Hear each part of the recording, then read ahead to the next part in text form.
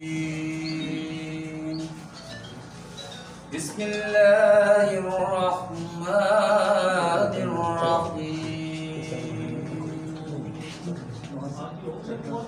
इन्ना अतैनाकल कौसर फसल्लि लिरब्बिका वन्हर इन्ना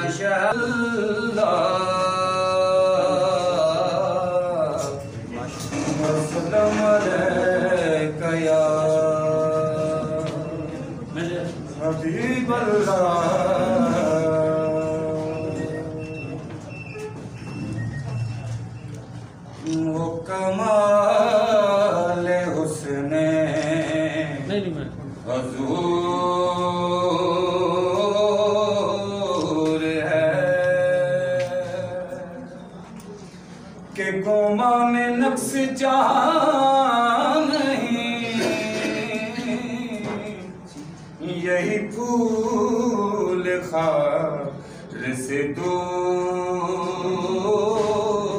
है, यही शम्मा है कि धुआं नहीं, वो कमाल हुस्ने हुजूर है। बोला मकान के मकी हुए सरे अर्श तख्त नशीन हुए, वो नबी है जिनके ये मकान, वो खुदा है जिसका मकान नहीं, वो कमाल उसमें हुजूर है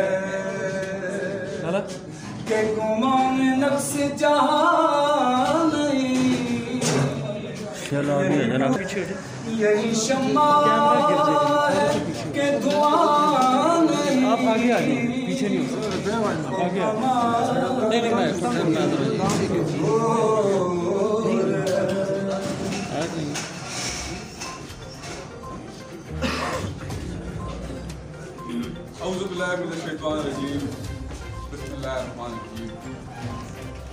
सबसे पहले तो मैं आप सब साथियों भाइयों का जो अटकशाही हैं और जो हमारे तहसील हजरों के हैं और हमारे जो तहसील हजरों के मुतबर लोग हैं उन सबको शादी खान में मैं खुशामदीद कहता हूँ। और मैं आप सब साथियों भाइयों का और अपने अपने साथियों का, दोस्तों का मैं मशकूर हूँ कि आपने एक छोटी सी नोटिस पे आपने अपना कीमती वक्त निकाला और आज इधर प्रेस कॉन्फ्रेंस में शरीक हुए।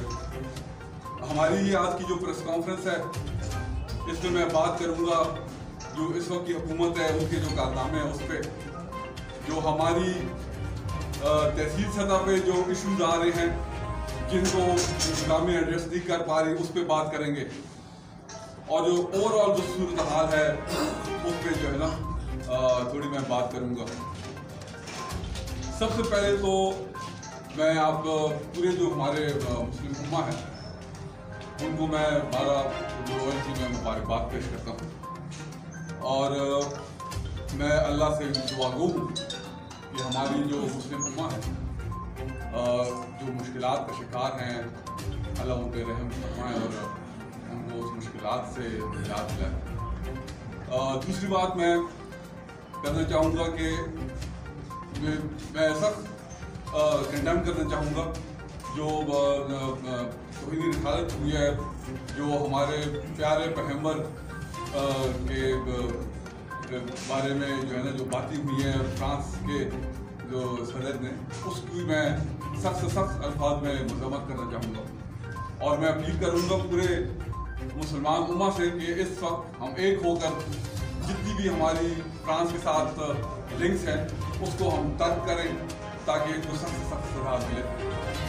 रसूल पाक हज़रत मोहम्मद सल्लल्लाहु अलैहि वसल्लम पे हमारे तन मन धन उन पे कुर्बान है। उन पे क्या, उनकी जूत की जो मिट्टी है उन पे हमारे सर जो है ना कुर्बान है।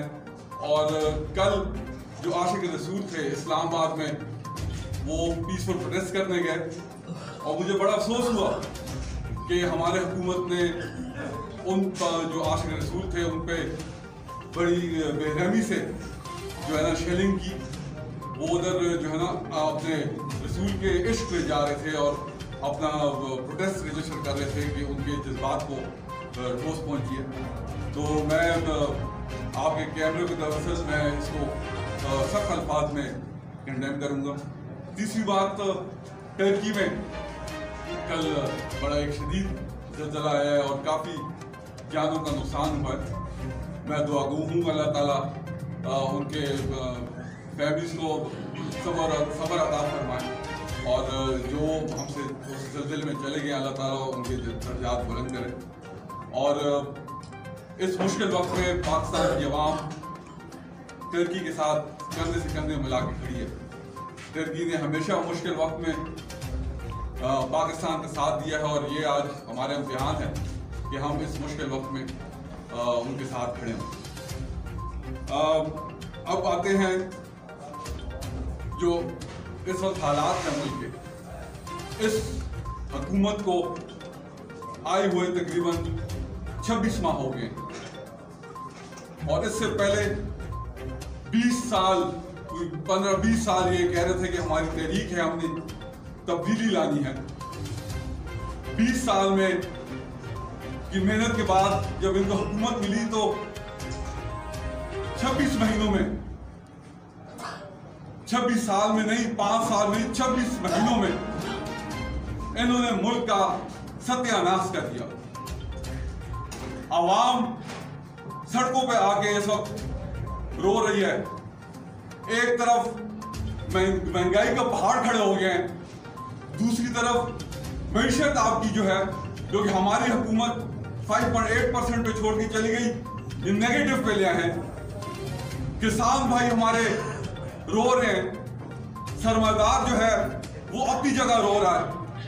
जो डेली वेजेस के हमारे भाई जो कि टैक्सी चलाते हैं, रिक्शा चलाते हैं, डेली अपने खानदान से वादा करते हैं कि मैं बाहर जा रहा हूं और शाम को आपके लिए 2-3 रुपए जोड़ के लाऊंगा और हम खाना खाएंगे।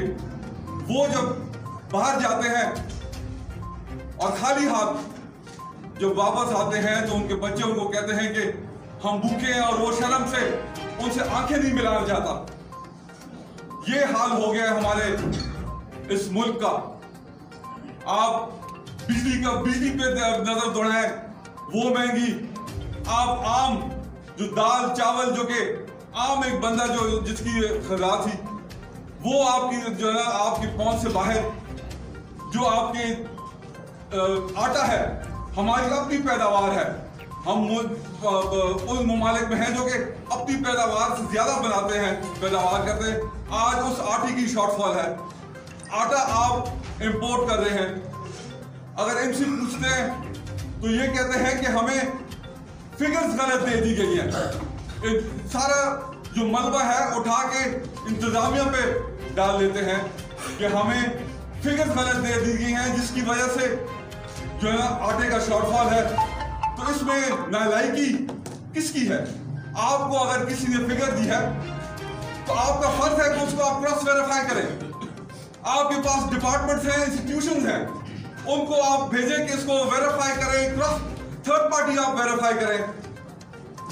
तो आप जब आवाम आपसे सवाल करती है तो आप आके ये कहते हैं कि हमारी गलती नहीं, और आपके वजीर जो है ये बात करते हैं कि अगर 2 रोटी आप खाते हैं तो भी आप 1 खाएं। तो ये वो हुक्मरान है जिन्होंने सुनहरे ख्वाब दिखाए थे इस कौम को, इस अवाम को कि हम आएंगे तो तब्दीली आएगी। वो एक गाना भी चलता था बड़ा कि जब आएगा इमरान तो बनेगा नया पाकिस्तान। मैं आज ये बताना चाहता हूं कि गानों पे पाकिस्तान नया नहीं बनता, जद्दोजहद चाहिए। आज आपकी एक तरफ महंगाई है, दूसरी तरफ आपकी लाकानूनियत है। आपने 6 या 7 आईजी आपने ये 2 साल में तब्दील कर दिए, तो कहां जाएगा आपका कंट्रोल? वो आईजी जिसको खुद अपने ऊपर कॉन्फिडेंस नहीं है कि मैं कल हूं या नहीं हूं, क्या काम करेगा आवाम के लिए? मैं आईजी की क्या बात करूं, मैं तहसील पे आ जाता हूं। इस तहसील के 3 थाने हमारे, आप यकीन करें 18 SHOs चेंज हो गए हैं पिछले दो साल में। 18 SHOs, इसको अगर हम हर महीने के हिसाब से लाए, हर 45 दिन बाद आपका SHO चेंज होता है। जब हर SHO जब 45 दिन बाद चेंज होगा तो वो कहां से काम करेगा, जब उसको अपनी ऊपर कॉन्फिडेंस नहीं है कि मैं कल इधर बैठाऊंगा या नहीं बैठाऊंगा। और तहसील हदरो पूरे पंजाब की सबसे सेंसिटिव तहसील है।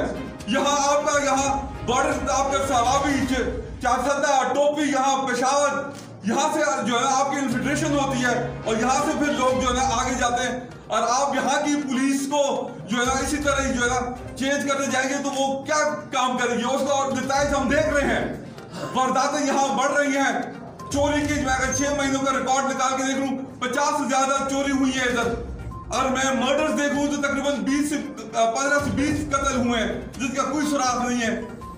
तो ये फिर ये कहते हैं कि हमारी परफॉर्मेंस जो है ना वो बेहतर है, हम इंशाल्लाह जो है ना आवाम को रिलीफ देंगे। इनकी मिसाल तो उस शुतरमुर्ग की तरह है जो कि खतरा देखती है तो जमीन में सर डाल देती है। इस हुकूमत को कुछ नहीं पता, ये जो है ना हवाई बातें कर रही है। इनके 50 लाख घर निकाल लेते हैं, इनके 1 करोड़ नौकरियों पे आ जाते हैं, बात कर लेते हैं।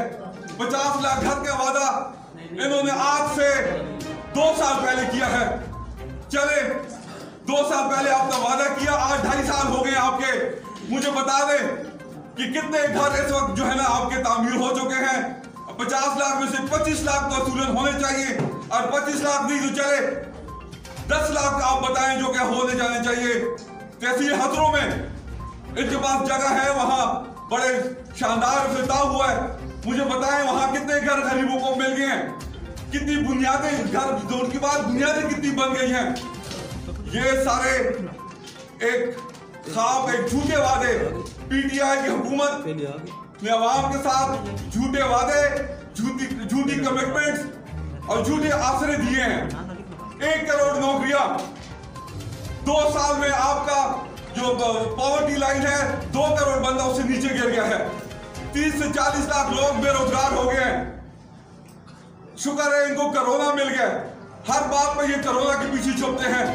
मैं तो ये कहूंगा कि कोरोना जो कोविड-19 है वो चलो 2019 में दुनिया में आया, हमें तो कोविड-18 ले बैठी है, ये उससे ज्यादा खतरनाक है। कोविड-19 थी, कम हुई, अभी फिर बढ़ रही है। ये तो सरासर हमारे सर पे बैठी हुई है और 2 साल चली है और आगे भी सोच रहे हैं 2 साल चलने का। मेरे भाइयों, ये पाकिस्तान हमारी पहचान है, ये हमारी इज्जत है। आज हम बाहर जाते हैं, फख्र से हम कहते हैं हम पाकिस्तानी हैं, उसके लिए बड़ी कुर्बानियां हैं।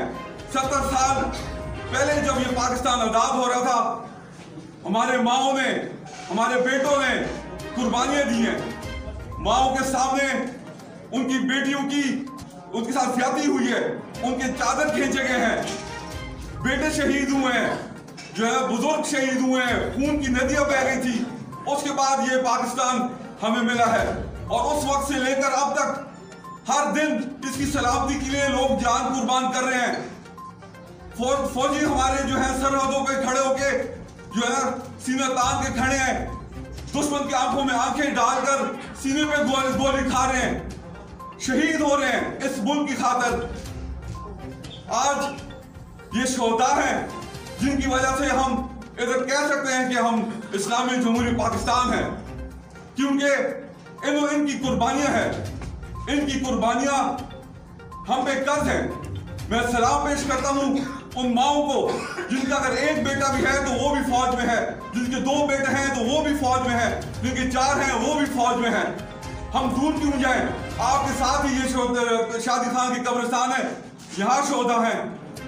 कैप्टन असम बुखारी, वो बहादुर सपूत जिन्होंने सीने पे गोली खा ली पर उस दुश्मन को हिलने नहीं दिया जो कि एक मंफी मकासद के लिए सामने आ रहा था। वो शहीद अपना मेजर शबीर शहीद, इस तरह पूरे पाकिस्तान में हम अगर नजर दौड़ाएं तो ये शोधा हर देहात में, हर कब्रिस्तान में हमारे शोधा हैं। इनकी खून हम पे कर्ज है। हमने हिफाजत करनी है इस मुल्क की, इस वतन की जिसने हमें पहचान दी है। हमने इसको मजबूत बनाना है बाकी ममालिक के लिए, ताकि हम मजबूत होंगे तो इस्लाम जो है ना, जो इस्लाम है वो मजबूत होगा। और ये लोग जब से आए हैं, आप देखें महंगी के फिगर आप देख लें, आपकी हर चीज कम हो रही है, आपकी इकोनॉमी रिवर्स में चली गई है, आपकी महंगाई बढ़ रही है, लोग परेशान हैं। मेरे भाइयों, मैं कभी ये नहीं कहूंगा कि कौन कितना मुहिब वतन है, कौन कम है, कौन ज्यादा है। 22 करोड़ आवाम, हर एक शख्स इस धरती से जो है जान से ज्यादा होकर जो है प्यार करता है। और हर इंस्टीट्यूशन इस मुल्क का हमारे लिए काबिल एहतराम है। वो मजबूत होंगे तो मुल्क मजबूत होगा। मैं 2014 के धरने भी चले जाता हूं। आज ये लोग हम पे इल्जाम लगाते हैं, हम पे तरह तरह के नाम रखते हैं कि कौन कम कौन ज्यादा मुहिब वतन है। मैं आप लोगों की इंफॉर्मेशन की खातिर मैं जरा हिस्ट्री में 2014 का जो धरना था उसकी तरफ चले जाता हूं। 2014 के धरने में जो आज का हमारा प्राइम मिनिस्टर है, उस वक्त कंटेनर पे खड़े होके उसने आवाम से क्या बात की? उसने कहा था कि बिजली के बिल जला दो। मैं आप लोगों से सवाल करता हूं, क्या ये इकदाम उस वक्त की हुकूमत के खिलाफ था या ये इकदाम इस रियासत के खिलाफ था? अपोजिशन हुकूमत के खिलाफ होती है, किसी को कोई इजाजत नहीं कि वो रियासत के खिलाफ अपोजिशन करे। उस वक्त बिजली का यूनिट 9 रुपए था, आज बिजली का यूनिट 20 रुपए है। मैं आप पूछता हूं कि अगर पीडीएम में हम आवाज लगाएं कि जला दो ये बिल, तो मशीन किस तरफ जाएगी? आगे चलते हैं।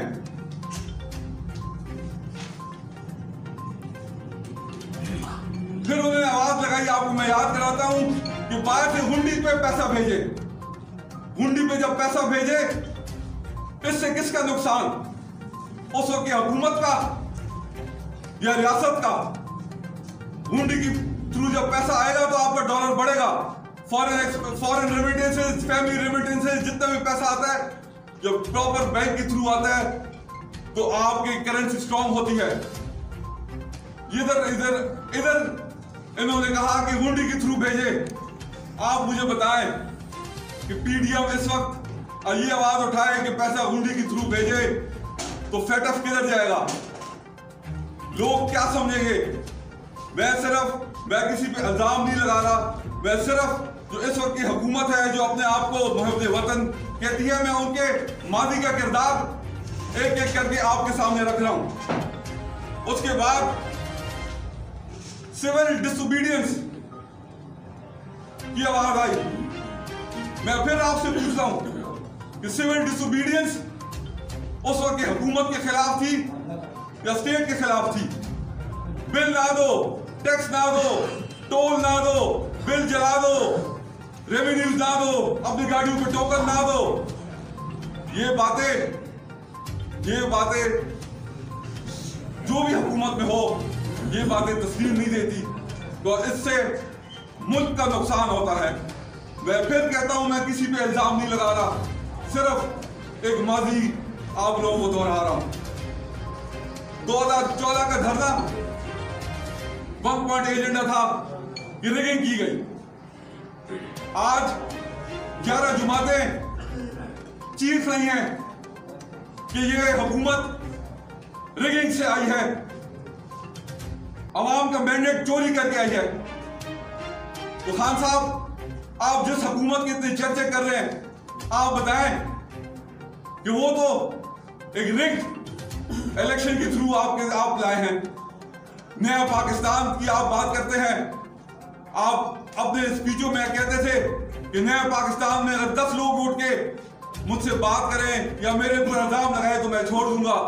11 जुमातें, मेन स्ट्रीम जो जुमातें हैं वो इस वक्त जो है ना जलसे कर रहे हैं और आवाम के पास जो है ना जाकर वो एक ही रोना रो रहे हैं कि 2018 का इलेक्शन रिग किया गया, आरटीएस सिस्टम बैठ गया था, जो रिजल्ट्स अपलोड नहीं हो रहे थे, हमारे पोलिंग एजेंट्स थे उनको निकाला गया था। आगे चलते हैं। बड़े सुनहरे ख्वाब पीटीआई ने इस कौम को दिखाए। इमरान खान कहता था कि मैं आऊंगा तो जो नजरियाती लोग होंगे वही हुकूमत बनाएंगे। आज आप नजर दौड़ाएं, मैं मीडिया से सवाल करता हूं कि कितने लोग हैं जो कि नजरियाती हैं। आप सारी असेंबलियों पे और काबीना पे नजर दौड़ाएं और कितने लोग हैं जो कि लेफ्ट राइट पार्टियों से आए हैं। आपको 60% लोग वो मिलेंगे जो कि दूसरी पार्टियों से उठकर जिसने इसकी हुकूमत बनाई। याद करें जहांगीर तरीन का वो जहाज जो कि जहाज कम और बस ज्यादा था, जो कि उड़ता था और रास्ते में जो भी मिलता था उसको बिठा देते थे और जब 10,000 फुट पे पहुंचते थे उनको जो है ना वो अपना जो पीटीआई का मफलर है उसको पहना देते थे। तो खान साहब जो आपने वादे किए थे कि मैं नजरियाती लोगों का एक हुकूमत होगी तो वो तो उस पे तो पानी फेर गया है। आपने हर किस्म का बंदा अपनी मफाद के लिए जब पर्सनल एजेंडा पहले आ जाए तो आप अपने जो असूल होते हैं उसको हम कॉम्प्रोमाइज कर जाते हैं और यही इस वक्त पीटीआई का हाल है। उनके जो असूल थे उनको कॉम्प्रोमाइज वो इसलिए कर रहे हैं कि उनके पर्सनल इंटरेस्ट, उनकी हुकूमत है वो जो है सामने आके खड़ी हो गई है और ब्लैकमेलिंग जो है ब्लैकमेलिंग से वो एक्सप्लॉइट हो रहे हैं। जैसे मैंने बात की, इकोनॉमी का बेड़ा गर्क हो गया है, लोग तरस रहे हैं काम के लिए, एक एक पैसा लोग जोड़ रहे हैं ताकि रात को बच्चों को खाना खिलाया जाए। अद्वियात की आप कीमतें देखें, 8 रुपए की थी आज 400-500 की है, जो 10,000 का था 10,000 का है, ऊपर से मिल भी दे रही नहीं दवाई। और इनसे पूछे तो इनका मौकफ ये है कि हमने महंगी की है ताकि अवेलेबल हो। आप अवेलेबल तब करें जब आवाम के हाथ में इतनी ताकत हो ताकि वो ले सके। आप उस माँ से पूछें जो अस्पताल अपने बेटे को लेकर जाती है, सारी रात वो बेटा उसका रो रहा होता है, जब वो दवाई लेने जाती है दवाई पड़ी होती है, पर इस माँ की इतनी ताकत नहीं होती कि वो 400-500 की दवाई वो रोज ले सके और बेबस होकर सिर्फ बच्चों को अपने देखती है और रोती है, उसको झूठे असासे देती है। ये आपने रियासत मदीना जो बनाया था ये उसका एक जलवा है। 22 करोड़ आवाम में से 2018 के इलेक्शन में 22 करोड़ आवाम में से एक बंदे को पता था कि उसको वजारत मिलेगी और वो था असद उमर, जिसको कहते थे कि ये ब्रेन है पीटीआई का, इसके पास पॉलिसीज हैं, ये आएगा तो बाहर से अरबों रुपए डॉलर आएंगे, ये कर देगा वो कर देगा, रिफॉर्म्स ले आएगा, डॉलर कम हो जाएगा, फलाना कर देंगे। 2-4-5 साल ये चीखते गए और जब वो आए तो पता चला कि वो सारे जो है बस जैसे इनके पुराने वादे थे ये भी जो है ना एक झूठे वादे थे। और पाकिस्तान की तारीख में 6 महीनों में जब हुकूमत बनने से 6 महीनों में कोई जो है ना आपका वजीर तब्दील नहीं हुआ। ये वजीर जो कि ब्रेन ऑफ पीटीआई था 6 महीनों में इसको बाहर कर दिया क्योंकि इसने 6 महीनों में मुल्क का पटा बिठा दिया। अभी आते हैं शुगर कमीशन रिपोर्ट। जब शुगर कमीशन रिपोर्ट आई बड़े चले हुए, बड़े इन्होंने बाजे बजाए कि हमने अपने हुकूमत पे इंतखाब किया है। आज मैं पूछता हूं, आप बात करते हैं नवाज शरीफ को वापस लाने की, मैं कहता हूं आप बात करें जहांगीर तरीन को वापस लाने की। एक वजीर भी बात नहीं करेगा क्योंकि ये डरते हैं कि अगर हमने बात की तो जहांगीर तरीन इनका स्पॉन्सर था, जहांगीर तरीन जो है इनका जो माइंड था, जो है ना सारे कोलिशन पार्टनर्स को जोड़ने में जहांगीर तरीन के पास उनके राज हैं, ब्लैकमेल हो रहे हैं कि अगर हम बात करें तो कहीं ये प्रेस कॉन्फ्रेंस में हमारी जो है ना बोल ना खोल दे। एक और वादा मैं आपको याद दिलाना चाहता हूं कि कोलिशन गवर्नमेंट नहीं बनाएंगे। यही इमरान खान था जो कि PMLQ और MQM के बारे में स्टेज पे या कंटेनर पे खड़े होकर बातें करता था। हमारे लिए सारे काबिल एहतराम हैं। मैं उनकी वो बातें नहीं दोहराऊंगा जो इन्होंने MQM या PMLQ की जो सरबराह है उनके बारे में किए हैं। उनमें से एक पंजाब असेंबली का स्पीकर है, मेरे लिए काबिल एहतराम है, पर आज किधर गए इसके वादे? मैं कोलिशन गवर्नमेंट नहीं बनाऊंगा। आज वही पार्टियां जिसके बारे में स्टेज पे खड़े होके चीखता था, आज वही इनके कोलिशन पार्टनर है और आज उनकी ही तारीफें हो रही हैं। तो बताएं, ये आवाम जानना चाहती है आपसे कि आप वो सच्चे इमरान हो या ये सच्चे इमरान हो। आगे चलते हैं। ये वाहिद प्राइम मिनिस्टर होगा जो कि यू टर्न लेके अपने आप को एक अजीम लीडर समझता है। मेरे नजर में यू टर्न लेना झूठ के बराबर है। जो अजीम लीडर होते हैं वो एक दफा जब बात कर लेते हैं तो उस पर डटे रहते हैं। ये समझिए, यू टर्न पे यू टर्न लेके कहता है कि जो अजीम लीडर बनता है वो यू टर्न लेता है। यू टर्न ले लेकर आपने इस मुल्क को यहां पहुंचा दिया। एक और झूठा वादा, 90 डेज में करप्शन खत्म हो जाएगी। आज तकरीबन कोई 700 के लगभग दिन हो गए हैं। करप्शन पहले से बढ़ गई है। हर महकमे में जाके पटवारी से पूछे इंतकाल का कितना लेता है। जाके जो है ना बाकी महकमों से आप पैसे के बगैर काम करा ले। और ये जो मैं बात कर रहा हूं, ये मैं अकेला नहीं कर रहा, ये इनके पार्लियामेंटेरियंस भी यही रोना रो रहे हैं कि नीचे सतह पर करप्शन हर दिन जो है ना हदें पार कर रही हैं। मदीने रियासत में जो रियासत बनाने वाले स्टेक होल्डर हैं, जब वही बात करें कि करप्शन हो रही है तो आप बताएं हम किधर जाएं? तो खान साहब, जो आप बात करते हैं कि करप्शन खत्म हो गई है, आप आके अपने उन पार्लियामेंटेरियन से पूछे, वो आपको सबूत के साथ आपको बता देंगे कि भाई किस लेवल पे कौन सी करप्शन है।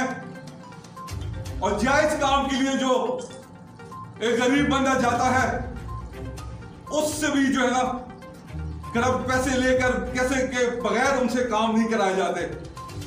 तो ये नया पाकिस्तान जिस अवाम ने इन चीजों से बचने के लिए आपके साथ चले, आपके झूठे वादों पर एतबार किया, आज वही अवाम इन चीजों से परेशान है। खान साहब ने कहा था मैं जब आऊंगा 15 बंदों की काबीना बनाऊंगा। आज तकरीबन निफ सेंचुरी हो गई है। मैं इनकी जबान में बात कर लेता हूं। हाफ सेंचुरी उन्होंने मार दिया है। हाफ सेंचुरी आपके काबीना 50 या आप 100 भी कर ले और इस लेवल का काबीना आप बनाएं तो 2 साल क्या आप अगले 5 साल भी हुकूमत कर ले तो आपसे लोगों की मुश्किलात हल नहीं होंगी। इस वक्त 50 लोगों का आपका काबीना है। तो खान साहब, आप जब वादा करते हैं तो उस पर सोचा करें। सियासी जो सेटअप है उसमें 15 काबीनों का मेंबर्स का काबीना पॉसिबल नहीं है। ये एक और वादा जब आपने कहा था तो लोग जो आपके चाहने वाले थे उन्होंने तालियां मारी थी कि जब आएगा इमरान तो 15 बंदों की काबीना होगी। आज वो भी सर पकड़ के बैठे हुए हैं कि ये 15 तो सिर्फ वही बंदे हो गए जो कि नॉन इलेक्टेड है, जो कि पैराशूट होके बाहर से आए हैं, जो कि कल हुकूमत नहीं होगी चले जाएंगे। 15 तो वही हो गए हैं। तो इस पर ये भी आपके झूठ जो है आपके पुराना वादा मैं आपको याद करा रहा हूं। जब महंगाई होती है तो हुक्मरान चोर होते हैं। आज पाकिस्तान में 12% इन्फ्लेशन है, पाकिस्तान की तारीख में सबसे ज्यादा। तो आप मुझे ये बताएं, तो इस वक्त कौन चोर है? मैं इस पर ज्यादा बात नहीं करूंगा, आप ही मुझे बताएं। फिर एक दफा आपको याद दिलाना चाहता हूं कि सोच समझ के इस मुल्क के साथ वादे करें। पंजाब पे आ जाते हैं। पंजाब के चीफ मिनिस्टर शहबाज शरीफ, उनका काम करने का एक तरीका था, उन्होंने पंजाब को जमीन से उठा के आसमान पे ले गया। यहाँ की सड़कें, यहाँ की स्कूल, यहाँ के अस्पताल, दानिश स्कूल देख लें, यहाँ की पुलिस रिफॉर्म, सेफ सिटी देख लें, ऑरेंज लाइन मेट्रो देख लें, इंतजामिया पे कंट्रोल। और आपने ज्यादती ये की है, ज्यादती क्या बल्कि मैं समझता हूं पंजाब के अवाम के साथ आपने दुश्मनी की है कि आपने एक बुज़दार जिसको कुछ नहीं पता कि क्या हो रहा है, आपने CEO उसको एक सबसे बड़ा जो सूबा है उसके CEO आपने मुकर्रर करके उसको एक पंजाब पे जो सबसे ज्यादा रेवेन्यू जनरेट करता है उसको आपने बिठा दिया। ना उसके कंट्रोल में ब्यूरोक्रेसी है, ना पुलिस इंतजामिया उनके कंट्रोल में है, ना उसको पता है। डेवलपमेंट आप देख लें, मैं पूरे पंजाब पे नजर नहीं दौड़ाऊंगा, मैं अपनी तहसील की बात करूंगा। जो सड़कों का हाल आप देख लें, जो हमारे अस्पताल है उसका वो देख लें, जो हमारे नकाशी का निजाम है वो देख लें, जो हमारे स्कूल हैं, उरूसी का स्कूल अल्लाह बख्शे गर्दन साहब ने नई बिल्डिंग बना के दी थी, उसने अब तक फर्नीचर नहीं है। इसी तरह मैं बाकी स्कूलों की उसका भी यही हाल होगा। पुलिस तबादले आप यूं कर रहे हैं जैसे गुड्डा गुड्डी की खेल है, तो कैसे चलेगा ये निजाम? ऑरेंज लाइन नवाज शरीफ साहब का आवाम के लिए तोहफा है। इन्होंने उसको पिछले दिनों उसका आगाज किया, 2.5 लाख बंदा उसमें डेली सफर करता है।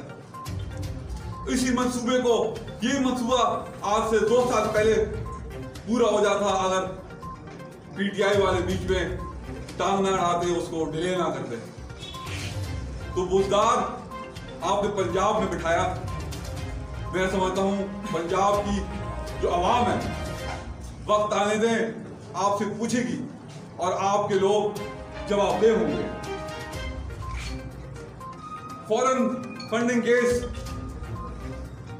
बड़ी आप बात करते हैं, नया पाकिस्तान, मेरिट, एहतसाब, फॉरेन फंडिंग केस डेट पे डेट ही आप ले जा रहे हैं, कोई आप जवाब नहीं दे पा रहे। आवाम आपसे पूछ रही है, जहां हम सबका आप करें, सबका एहतसाब करें, वहां अपने भी फॉरेन फंडिंग केस का आप आवाम को जवाब दें। ये कुछ वादे थे जो कि खान साहब ने किए, लोगों ने इसको अब तक कप्तान बनाया। आज वही लोग परेशान हालत में बैठे हैं, उनको खुद समझ नहीं आ रही कि इस मुल्क के साथ जो कि खेलता खुशगवार मुल्क था, खुशी थी, उसके साथ इस मुल्क ने क्या किया। 2013 में जब हमारी हुकूमत आई, 3 बड़ी जो है चैलेंजेस थी हमारे सामने। उस वक्त मईशत बिल्कुल जो है स्लो डाउन थी, आपका टेररिज्म, आपकी दहशतगर्दी अरूज पर थी, और 10-10, 12-12 घंटे आपकी लोड शेडिंग होती थी। दहशतगर्दी को हम वाहिद मुल्क हैं जिन्होंने दहशतगर्दी को अपनी जमीन पे हराया। और मैं एक बार फिर अपनी लॉ एनफोर्सिंग एजेंसीज, अफवाज पाकिस्तान, पुलिस और बाकी जो महकमे हैं जिन्होंने अपने आप जिनके शहीद हुए हैं, जिन्होंने खून का नजराना पेश किया है, जिन्होंने बॉर्डर पर उस दुश्मन का मुकाबला किया है जो कि एक मनफी सोच इस मुल्क के लिए रखती थी।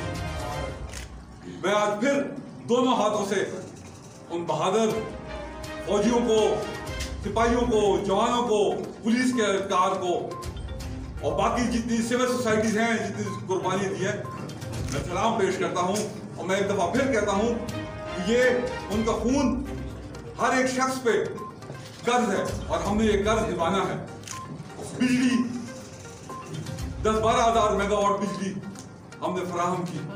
10-10, 12-12 घंटे लोड शेडिंग होती थी।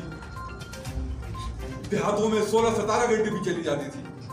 इसको एक जिन कहा जाता है कि इस जिन को बोतल में बंद नहीं कर सकते। 5 साल की हुकूमत पे नवाज शरीफ साहब की सरपरस्ती में, शहबाज शरीफ साहब की सरपरस्ती में 12,000 मेगावाट की बिजली पैदा की। कहने को आसान है बट इसके पीछे दिन रात की मेहनत थी। आज वही पाकिस्तान है। माशाल्लाह बिजली हर जगह फराहम है, बिजली की कोई किल्लत नहीं है, इंडस्ट्रीज को भी नहीं है। तो मेरे भाइयों, ये आज जो इस प्रेस कॉन्फ्रेंस का जो मेन मकसद था वो यही था कि जो वादे किए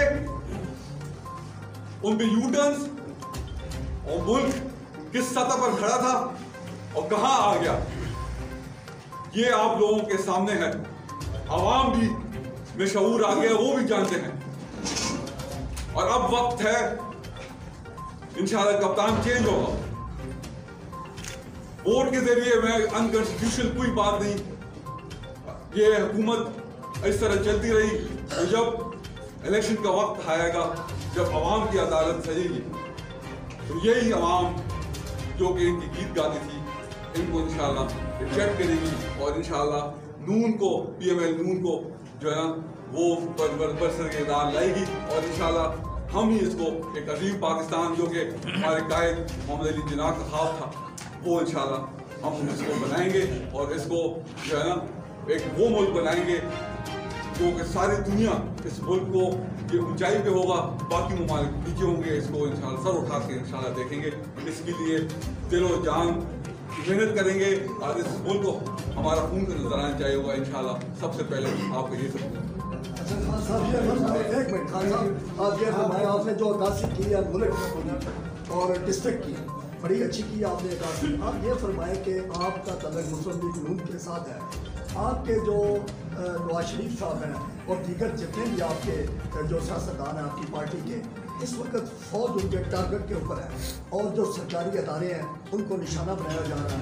आपने इसके बारे में कोई बात नहीं की? देखें भाई, हमारा दो मौक़िफ़ है, दो चीज़ें जो हमारा मौक़िफ़ है। वोट की इज्जत, मेरे ख्याल में आप सब जितने इधर खड़े हैं, जो हमारे नाजरीन जो हमारे देख रहे हैं और जो आवाम है, इसमें कोई शक नहीं है कि वोट की इज्जत होनी चाहिए। और दूसरी, ये जो आइन है पाकिस्तान का, सारे इंस्टीट्यूशंस आइन में रहते हुए अपना किरदार अदा करें। हम इंस्टीट्यूशंस के खिलाफ नहीं है। जो इंस्टीट्यूशंस है, हम वो मजबूत होंगे तो पाकिस्तान मजबूत होगा। हमारे ये 2 पॉइंट्स मौका है कि वोट की इज्जत और जो आइन जो इंस्टीट्यूशन है उसमें रहते हुए अपना इंस्टीट्यूशन जो है अपना किरदार अदा सर मेरा सवाल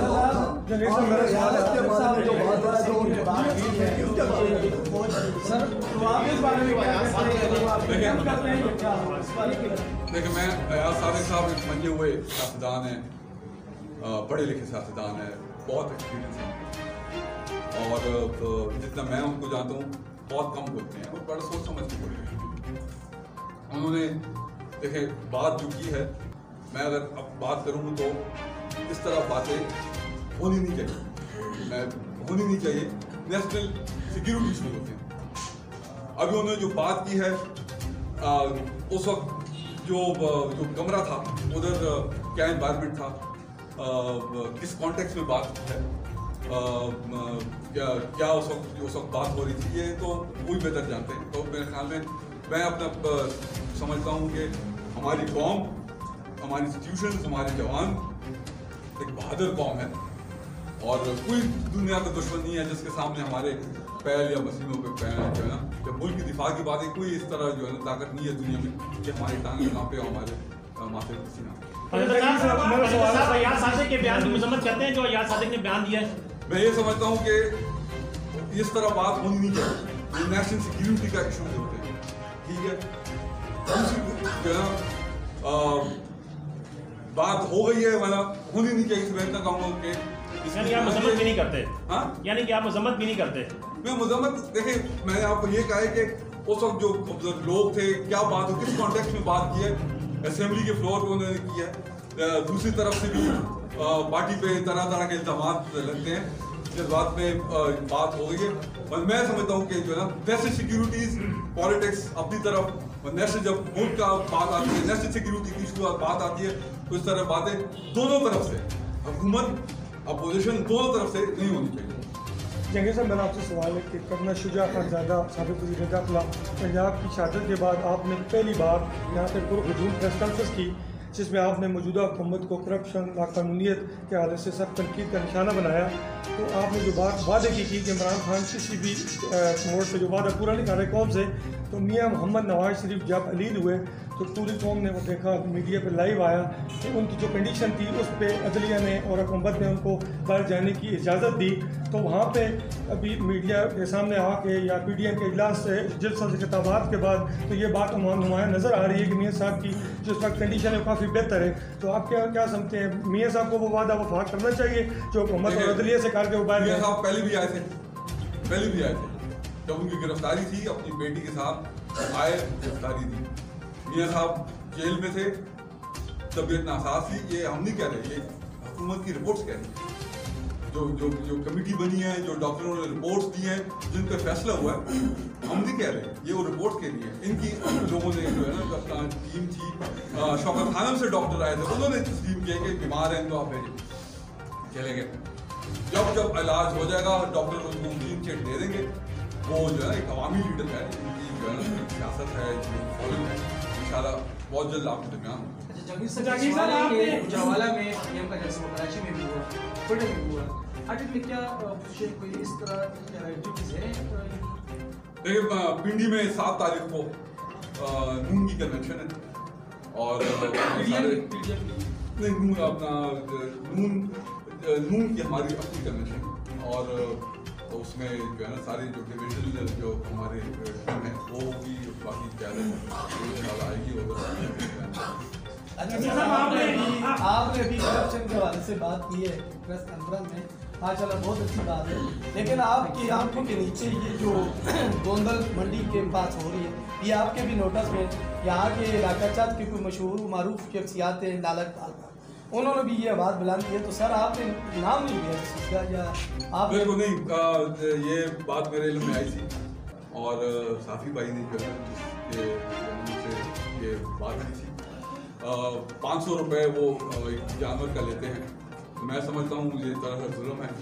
एक तरफ तो महंगाई है, एक तरफ जो है ना नौकरियाँ नहीं हैं, एक तरफ आपकी मुश्किलात हैं, एक तरफ एक बाप सोचता है कि मैं बच्चों के लिए खाना लेके आऊँ, एक तरफ माँ सोचती है कि मैं पैसे अपना इनके लिए कपड़े जमा करूँ या इनके इलाज के क्या पैसा लगाऊँ, और दूसरी तरफ वही हुकूमत जो कि दावे करती है मदीना रियासत की, उन्होंने एक उधर कौन आता है, इधर कोई एलीट क्लास का बंदा तो नहीं आता, यही जो है ना हमारे जो लोग हैं जो कि जिस बार 2 महीने 3 महीने आके इधर पता करते, उन पे आप जो है ना 500-500 रुपये का जो टोकन लगाया, ये मेरे ख्याल में ख़त्म होना चाहिए।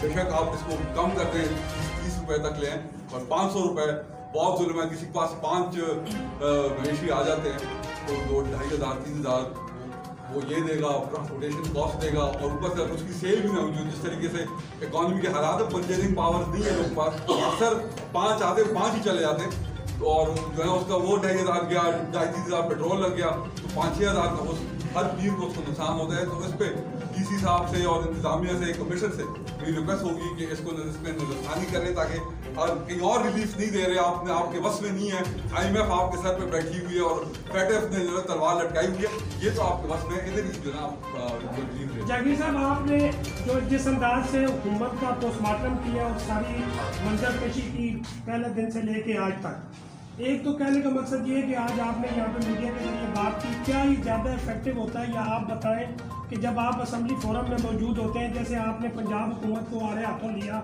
तो आप असम्बली के अंदर मौजूद हैं, तो क्या ये आवाज़ अगर वहाँ पे आप उठाएं तो क्या ये ज़्यादा इफेक्टिव नहीं हो सकती और लोगों तक पहुँच सकती है? नंबर 1।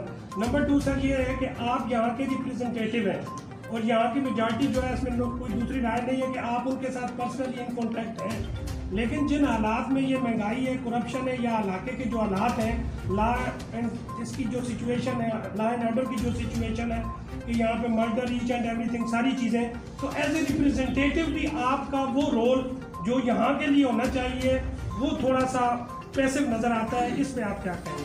देखिए, आपने असेंबली की बात की, असेंबली पे हमारे जो कैदीन हैं, हमारे जो रिप्रेजेंटेटिव, वो इस पे महंगाई पे, लॉ एंड ऑर्डर पे, कानूनियत पे जो है हर सेशन में जो ना हमारी बात होती रहती है और ये पॉइंट डिस्कस होता रहता है।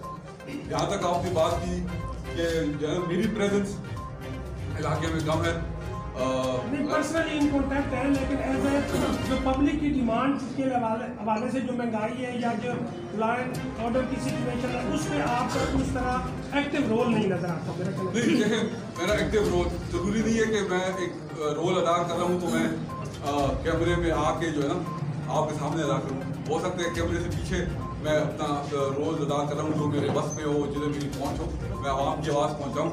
तो ये तो आज मैं कहा एक आपसे गपशप भी हो जाएगी, खाना खा लेंगे और जो है ना जो 2 साल की जो परफॉर्मेंस है उसको जो है आप आवाम के सामने। अच्छा सर, मेरा लास्ट क्वेश्चन है कि सुई गैस का दफ्तर मनमानिया रूट पे है, वहाँ पे जो मेरे चाच के भाई जाते हैं, बुजुर्ग जाते हैं, देखिए दूर दराज से लोग आते हैं, वहाँ में भी जो सियासी की चिट ना हो तो लिस्ट में नाम ना हो तो उसका नाम ही नहीं आता, वो गरीब देखे भाग आके। तो आप सियासी भाइयों के लिए भी तो कुछ करें, या फिर इस नेट को चेंज करवाएं, इस तरह को कानून। उनके पास अब तो गैस ही नहीं लगा रहे, तो हम जो है क्या। और जहाँ पे गैस है सर, 3 दिन अभी इन दिनों में 3 दिन की लोग आप इनकी सोच देखें। सीरियस मैं बात करता हूँ, पिछले दोनों इंडस्ट्रीज को, जो हमारी इंडस्ट्रीज हैं वो हर मुल्क का एक बैकबोन होती है, जो है ना स्मॉल इंडस्ट्री। एक मिनट मैं इसका ये जवाब दे दूँ। उसके लिए जो है जब आपकी जब इंडस्ट्रीज चलती हैं, आपका इकॉनमी का पहिया घूमता है, नौकरी आती है, आपने इंडस्ट्रीज के लिए गैस महंगी कर दी। इस हालात में जो कि पहले से जो है ना परेशान है, अंडर प्रेशर है, उन पे आपने और प्रेशर डाल दिया। ये तो सब बात सुने। देखिए, आपने इतनी लंबी चौड़ी प्रेस कॉन्फ्रेंस की, मौजूदा हुकूमत को आपने अच्छी तरह से बताना है, लेकिन मेरे सवाल उधर गया कि आपकी जो हुकूमत है, जो आपके जो आपको मैं बता देंगे पाकिस्तान के ऊपर या इसका कोई मैं सारी इंस्टीट्यूट पाकिस्तान रहते हुए अपने